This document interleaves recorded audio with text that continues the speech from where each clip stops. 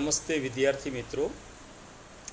ધોરણ 10ના સામાજિક વિજ્ઞાનનો ચોથો પાઠ ભારતનો સાહિત્યિક વારસો, જેના વિશે આપણે આજે અભ્યાસ કરીશું. માનવીએ પોતાના વિચારો, ભાવો, લાગણીઓ, ઉર્મિઓ વગેરેને અન્ય માનવી કે પ્રાણી સુધી પહોંચાડવા માટે કેટલાક હાવભાવ, સંકેતો કે ચિત્રોનો આશરો લીધો અને કેટલીક ધ્વનિઓ દ્વારા તેમાંથી બોલી અને લિપિનો ઉદ્ભવ થયો. આ લિપિએ ભાષાના ઘડતરમાં બહુ મોટું પ્રદાન કર્યું છે. સમયાંતરે પોતાના વિચારો અભિવ્યક્ત કરવા માટે ભાષાનો ઉપયોગ થયો. આ ભાષાના સર્જનાત્મક પ્રયોગથી સાહિત્યનું સર્જન થવા પામ્યું છે. પ્રાચીન કાળથી ભારતીય સાહિત્ય તેની વિવિધતા અને વિશિષ્ટતા માટે પ્રખ્યાત છે. ભારતના વિદ્વાનોએ પ્રાચીન સાહિત્યના બે ભાગ પાડ્યા છે. એક વૈદિક સાહિત્ય અને બે પ્રશિષ્ટ સાહિત્ય. આ ઉપરાંત કેટલીક લોકબોલીઓ, લોકભાષાઓમાં રચાયેલું સાહિત્ય પણ પ્રચલિત હતું. તો આપણે વાત કરીએ ભાષા અને સાહિત્યની. ભાષા અને સાહિત્યની અગર જો વાત કરીએ તો ભારતના ઇતિહાસમાં આપણે એક નજર કરીએ તો સદીઓથી વિવિધ ભાષાઓનો ઉદ્ભવ થયેલો જોવા મળે છે. આ ભાષાઓએ એકબીજા પર અસર કરી અને પ્રભાવ પાડ્યો. તેથી ભાષાઓની સમૃદ્ધિ સાહિત્યમાં પરિવર્તન આવ્યું.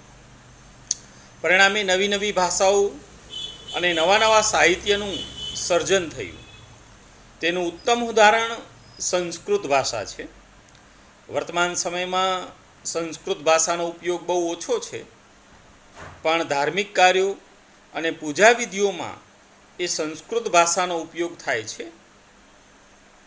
સામાન્ય રીતે માનવીએ માટે તો અભિવ્યક્તિ કરવાની અને ઝીલવાની ઉત્તમ તક ભાષા જ પૂરી પાડે છે. પ્રાચીન ભારતની લિપિ હડપ્પા સમયની હતી. આ લિપિ આજે પણ ઉકેલાઈ શકી નથી. તે સમયના લોકોની ભાષા કઈ હશે તે વિશે માહિતી હજુ સુધી પ્રાપ્ત થયેલી નથી. મહર્ષિ પાણિની, જેમણે સંસ્કૃત ભાષાના મહાન વ્યાકરણ શાસ્ત્રી તરીકે ઓળખવામાં આવે છે, તેમણે અષ્ટાધ્યાયી નામના ગ્રંથની રચના કરી. ઈસવીસન પૂર્વે 4મી સદીમાં સંસ્કૃત ભાષાને આર્ય ભાષા કે ઋષિઓની ભાષા કે વિદ્વાનોની ભાષા પણ કહેવામાં આવે છે. આજના સમયમાં પણ વિશ્વકક્ષાએ સર્વસ્વીકૃત, એટલે કે ખાસ કરીને કોમ્પ્યુટર ક્ષેત્રે આ ભાષા બની છે. સંસ્કૃત ભાષા મુખ્યત્વે ધર્મ, તત્વજ્ઞાન અને જ્ઞાન અને વિજ્ઞાનની ભાષા છે. હવે આપણે ચર્ચા કરીએ પ્રાચીન ભારતના સાહિત્યની. ખૂબ અગત્યનો પરીક્ષાલક્ષી આ પ્રશ્ન છે. આ પ્રશ્નમાંથી પેટા પ્રશ્નો કંઈક આ પ્રમાણે પૂછી શકાય. એમાં પ્રથમ પ્રશ્ન, વેદકાલીન સાહિત્યનો પરિચય આપો, અથવા તો વેદો કેટલા છે અને કયા કયા, સવિસ્તાર સમજાવો. એ વેદોમાં 4 વેદો, ઉપનિષદો, બ્રાહ્મણ ગ્રંથો, અરણ્યકો અને વેદાંગનો સમાવેશ થાય છે.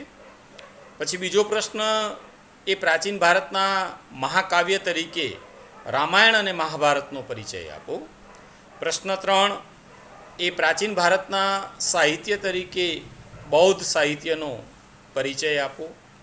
પ્રશ્ન 4, પ્રાચીન ભારતના સાહિત્ય તરીકે સંસ્કૃત સાહિત્યનો પરિચય આપો. અને પ્રશ્ન 5, એ પ્રાચીન ભારતના સાહિત્ય તરીકે ગુજરાતી સાહિત્યનો પરિચય આપો. અને છેલ્લો પ્રશ્ન એ પ્રાચીન ભારતના સાહિત્ય તરીકે તામિલ સાહિત્યનો પરિચય આપો. તો અહીંયા મુખ્ય મુદ્દો એક છે કે પ્રાચીન ભારતીય સાહિત્યનો પરિચય આપો, પણ એમાં પેટા પ્રશ્નો આ રીતે મેં તમને દર્શાવ્યા એ મુજબ એ 6 પ્રશ્નો એમાંથી 2 અથવા તો 3 માર્ક્સના એ પૂછી શકાય છે. હવે આપણે એમાં પ્રથમ પ્રશ્નની ચર્ચા કરીએ. તો વેદો કેટલા છે અને કયા કયા? આપ સૌ જાણો છો 4 વેદો, 1 ઋગ્વેદ, 2 યજુર્વેદ, 3 સામવેદ અને 4 અથર્વવેદ. આ વેદો એ પ્રાચીનતમ સાહિત્ય છે. આ ઋગ્વેદની વાત કરીએ આપણે તો ઋગ્વેદ એ ભારતીય સાહિત્યનો એ સૌથી પ્રાચીનતમ ગ્રંથ માનવામાં આવે છે. આ ગ્રંથ એ 10 ભાગમાં વહેંચાયેલો એક અદ્ભુત ગ્રંથ છે, જેમાં 1028 ઋચાઓ એટલે કે સૂક્તો, મંત્રોનો સમાવેશ છે. તેમાંથી મોટાભાગની ઋચાઓ એ દેવોને લગતી સ્તુતિઓ છે. આ સ્તુતિઓ યજ્ઞ પ્રસંગે એ ગાવામાં આવતી. તેમાંથી ઉષાને સંબોધન કરતી કેટલીક સ્તુતિઓ મનમોહક છે. આકાશમાં તે ઉષા તેજસ્વી ચમકારો મારતી ઝગમગી રહી છે, જેણે અંધકારનો અંચળો ઉઠાવી અને ફેંકી દીધો છે. જુઓ, આ દુનિયાને ગાઢ નિંદ્રામાંથી જગાડતી આ પ્રભાતની દેવી 7 અશ્વરૂપી રથ પર સવાર થઈ અને આવી રહી છે. તો આ પ્રકારની જે સ્તુતિઓ છે એ ઋગ્વેદની અંદર એનો સમાવેશ છે. વાત કરીએ યજુર્વેદની તો યજુર્વેદ એ યજ્ઞનો વેદ કહેવાય છે. તે ગદ્ય અને પદ્ય સ્વરૂપમાં છે. તેમાં યજ્ઞોના મંત્રો, યજ્ઞની ક્રિયાઓ અને વિધિઓ દર્શાવવામાં આવી છે. હવે વાત કરીએ સામવેદની. સામવેદમાં ઋગ્વેદની ઋચાઓનું ગાન કરવાની વિધિ એ દર્શાવવામાં આવી છે અને એ શ્લોકો રાગ અને લયની સાથે એ ગાવામાં આવતા હશે. તેથી સામવેદને એ સંગીતની ગંગોત્રી તરીકે પણ ઓળખવામાં આવે છે. વાત કરીએ અથર્વવેદની તો અથર્વવેદમાં એ અનેક પ્રકારના કર્મકાંડો અને સંસ્કારોનું એ વર્ણન છે. તો આ પ્રમાણે આ 4 વેદો ઋગ્વેદ, યજુર્વેદ, સામવેદ અને અથર્વવેદ કે જે આપણા પ્રાચીનતમ એ ગ્રંથો છે, જે આર્યોના સમયમાં એ લખાયા છે. વાત કરીએ આપણે બ્રાહ્મણ ગ્રંથોની તો બ્રાહ્મણ ગ્રંથોમાં વૈદિક મંત્રોના અર્થો આપ્યા છે. તેમાં વિવિધ યજ્ઞો અને તેને લગતી વિધિઓ માટે એ માર્ગદર્શન આપવામાં આવ્યું છે. અરણ્યક ગ્રંથો એ આર્યોએ જંગલોમાં વસવાટ કરી સતત ચિંતન કરી રચેલું તત્વજ્ઞાનથી સભર એવું સાહિત્ય છે. ઉપનિષદો એ ભારતીય દાર્શનિક સાહિત્ય ગણાય છે. તેમાં બ્રહ્માંડનો આરંભ, જીવન, મૃત્યુ, ભૌતિક અને આધ્યાત્મિક જગત, જ્ઞાન, પ્રકૃતિ તેમજ અનેક દાર્શનિક પ્રશ્નોનું વિવેચન કરવામાં આવ્યું છે. બૃહદારણ્ય અને છંદોદય એ પ્રારંભિક ઉપનિષદો છે. અહીં ટૂંકો પ્રશ્ન પૂછી શકાય કે શરૂઆતના પ્રારંભિક ઉપનિષદો કયા કયા છે? તો બૃહદારણ્ય અને છંદોદય એ પ્રારંભિક ઉપનિષદો છે. ઉપનિષદો સંવાદ સ્વરૂપે હોય છે. તેમાં સરળ અને સુંદર વાક્યોમાં ગહન વિચારો રજૂ થયેલા છે. વેદાંગની વાત કરીએ તો વેદાંગ સાહિત્ય એ માં કર્મકાંડો, જ્યોતિષ, વ્યાકરણ અને ખગોળશાસ્ત્રનો સમાવેશ થયેલો છે. હવે વાત કરશું આપણે પ્રાચીન ભારતના મહાકાવ્યો તરીકે રામાયણ અને મહાભારત, તો સૌથી પહેલાં વાત કરશું રામાયણની. રામાયણ અને મહાભારત આમ ભારતના બે મુખ્ય મહાકાવ્યો છે. આ બંને મહાકાવ્યોની રચનામાં સેંકડો વર્ષો ગયા હતા. ઈસવીસનની બીજી સદીમાં આ મહાકાવ્યનું વર્તમાન સ્વરૂપ મળ્યું હતું. મહાકવિ વાલ્મીકી રચિત રામાયણ એક મહાન સાહિત્યિક કૃતિ છે. તે મહાભારત કરતાં પણ ઘણું નાનું છે, પણ તેમાં અયોધ્યાના રાજા રામચંદ્રજીના જીવન પ્રસંગોની કથા છે. તેમાં અનેક દિલચસ્પ ઘટનાઓનું અને સાહસોનું વર્ણન છે. તેમાં અનેક એ દિલચસ્પ ઘટનાઓ એટલે ટૂંકી વાર્તાઓ એમાં જોડવામાં આવી છે. બીજી વાત કરીએ આપણે મહાભારતની, તો મુનિ વેદ વ્યાસ રચિત મહાભારત વિશ્વનો સૌથી મોટામાં મોટો એ કાવ્ય સંગ્રહ છે. તેમાં લગભગ 1,00,000 જેટલા શ્લોક છે. મહાભારતનો મુખ્ય મુદ્દો કૌરવો અને પાંડવો વચ્ચેના યુદ્ધનો છે. એ યુદ્ધ કથામાં અનેક નાની મોટી વાર્તાઓ પણ એ જોડવામાં આવી છે. પછી વાત કરીએ આપણે એ જ ભારતના અમૂલ્ય વારસા સમાન શ્રીમદ ભગવદ્ ગીતા. એ પણ મહાભારતનો જ એક ભાગ છે, જેમાં જ્ઞાન, કર્મ, ભક્તિ અને મોક્ષ પ્રાપ્તિના એ 3 માર્ગોનું વિવેચન કરવામાં આવ્યું છે. આ બંને મહાકાવ્યો સદીઓ સુધી ભારતના કરોડો લોકોના વિચારો અને સાહિત્ય સર્જન પર એ ગાઢ અસર કરી છે. આ પ્રાચીન સમયના યુગ દરમિયાન એ સંસ્કૃત ભાષામાં પણ પુષ્કળ સાહિત્ય રચાયું છે, જેમાં ધાર્મિક, લૌકિક એવી બંને પ્રકારની રચનાઓનો સમાવેશ થાય છે. પુરાણોએ આરંભિક વૈદિક ધર્મને સમજાવવામાં એ મુખ્ય ભૂમિકા ભજવી. આ સમયગાળા દરમિયાન અનેક શાસ્ત્રો અને સ્મૃતિ ગ્રંથો પણ લખાયા છે. આ શાસ્ત્રો વિજ્ઞાન, તત્વજ્ઞાનના ગ્રંથો પણ છે. જેમાં આપણે વાત કરીએ તો કૌટિલ્ય ચાણક્ય, જેનું અર્થશાસ્ત્ર નામની કૃતિ કે જે વહીવટી વિજ્ઞાનની કૃતિ છે. વિવિધ કક્ષાના ગણિત અને અન્ય વિજ્ઞાન સંબંધિત શાસ્ત્રો પણ તે સમયગાળા દરમિયાન લખાયા છે. સ્મૃતિ ગ્રંથોમાં ધર્મ દ્વારા અનુમોદિત કર્તવ્યો, રિવાજો અને નિયમો એ આપવામાં આવ્યા છે. વાત કરીએ આપણે પ્રાચીન ભારતના બૌદ્ધ સાહિત્ય વિશે, તો પ્રાચીન ભારતનું બૌદ્ધ સાહિત્ય, પ્રારંભિક બૌદ્ધ સાહિત્ય પાલી ભાષામાં લખાયું હતું. આ સાહિત્ય 3 ભાગમાં વહેંચાયેલું છે, જેને ત્રિપિટકના નામે ઓળખવામાં આવે છે. ત્રિપિટકમાં એ વાત કરીએ તો એના 3 ભાગ છે. એક સૂત્ર પિટક, 2 વિનય પિટક અને 3 અભિધંભ પિટક.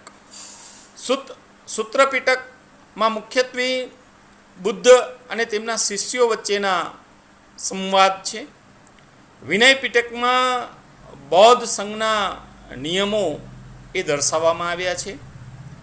અને અભિધંભ પિટક, જેમાં ગ્રીક રાજા મેનેન્ડર એટલે કે મિલિંદ અને તત્વજ્ઞાની અને બૌદ્ધ સાધુ નાગસેન વચ્ચેના સંવાદોનું વિવરણ છે.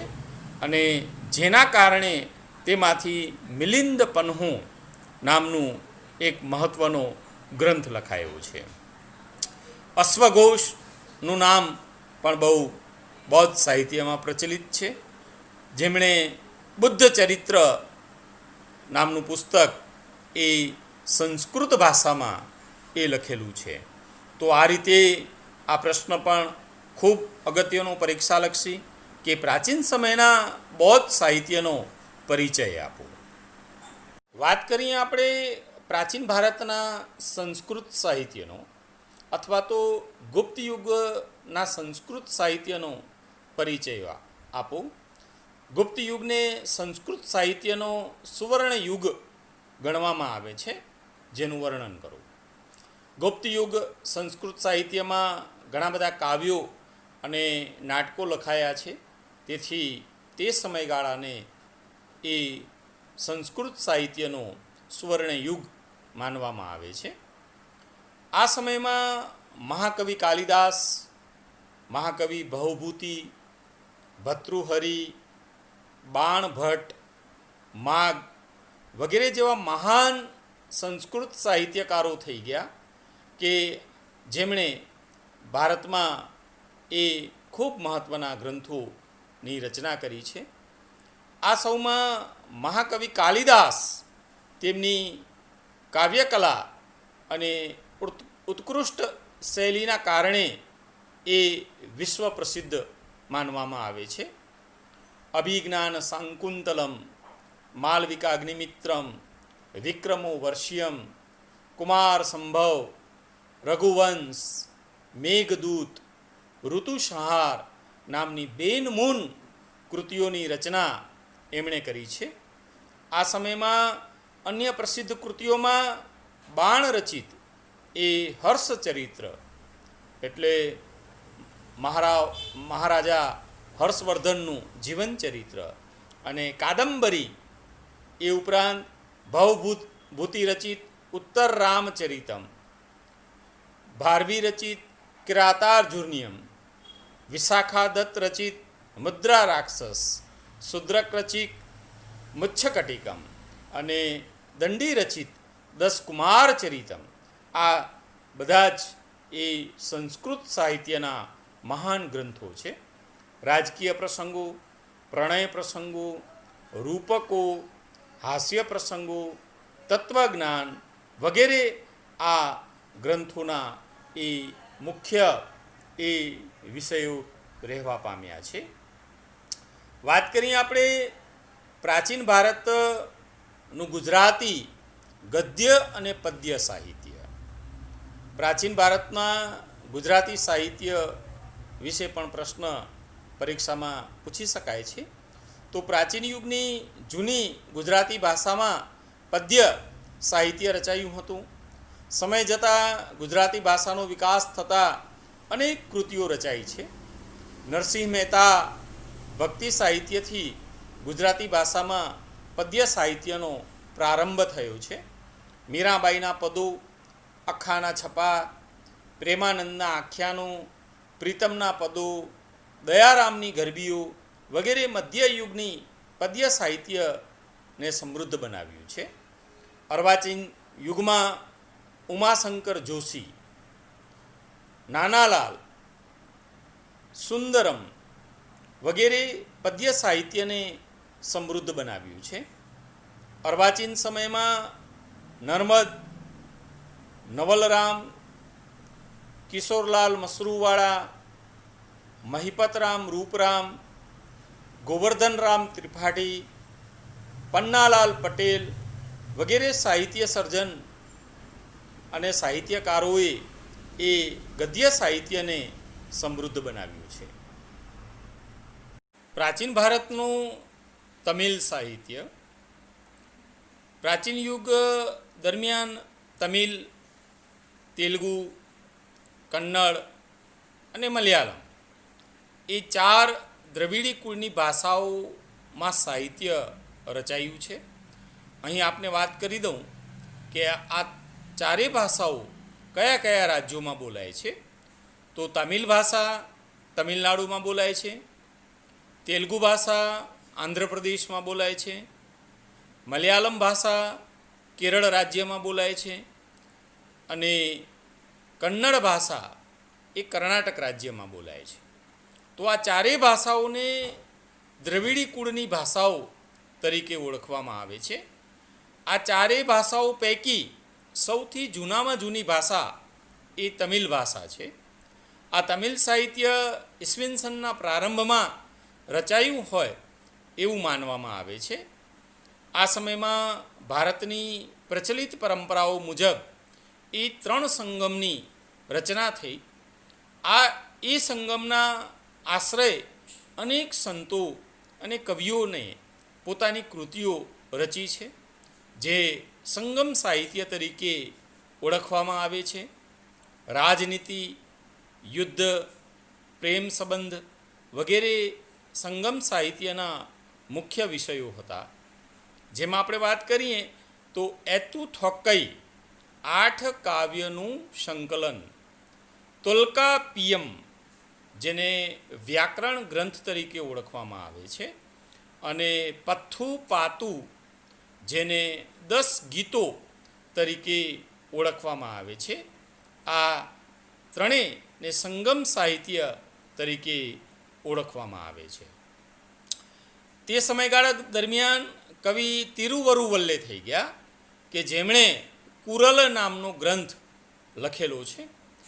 તેમાં જીવનના અનેક પાસાઓનું વિવેચન કરવામાં આવ્યું છે, અને એ ઉપરાંત શિલ્પતિકારમ અને મણિ મેખલાઈ એ પ્રારંભિક તમિલ સાહિત્યના ગ્રંથો છે.